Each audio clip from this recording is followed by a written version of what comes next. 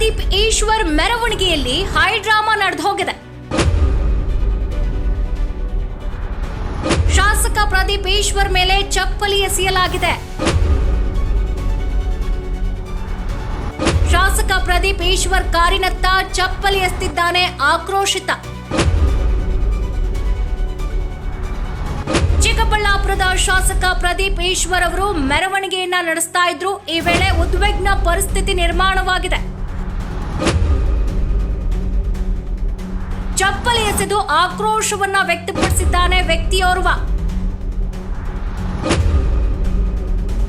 ಕಾರಿನ ಸನ್ರೂಫ್ ಮೂಲಕ ಕಾರ್ಯಕರ್ತರಿಗೆ ಕೈ ಬೀಸ್ತಾ ಸಾಗ್ತಾ ಇದ್ದಂತಹ ವೇಳೆ ಏಕಾಏಕಿ ಅವರ ಕಾರಿನತ್ತ ವ್ಯಕ್ತಿಯೊಬ್ಬ ಚಪ್ಪಲಿ ಎಸೆದು ಆಕ್ರೋಶವನ್ನ ವ್ಯಕ್ತಪಡಿಸಿದ್ದಾನೆ.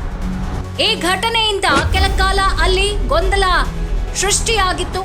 ಸ್ಥಳದಲ್ಲಿದ್ದಂತಹ ಪೊಲೀಸರು ಪರಿಸ್ಥಿತಿಯನ್ನ ನಿಯಂತ್ರಣಕ್ಕೆ ತಂದಿದ್ದಾರೆ. ಚಪ್ಪಲಿ ಎಸೆದಂತಹ ವ್ಯಕ್ತಿಯ ಕುರಿತು ಮಾಹಿತಿಯನ್ನ ಕಲೆ ಹಾಕಲಾಗ್ತಾ ಇದೆ.